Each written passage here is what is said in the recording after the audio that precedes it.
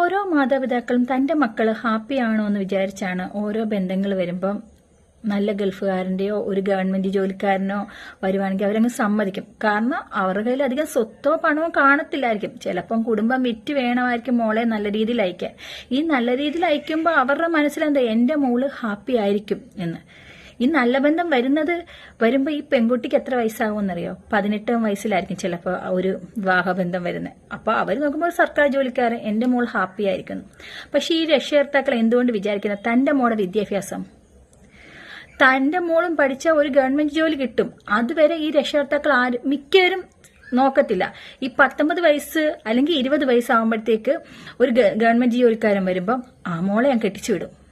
മോളെ കെട്ടിച്ചു വിട്ട് കഴിഞ്ഞാൽ പക്ഷെ ഹാപ്പി ആയിരിക്കുന്നു. പക്ഷെ അവരുടെ ജീവിതം ഒരിക്കലും ഹാപ്പി ആകത്തില്ല.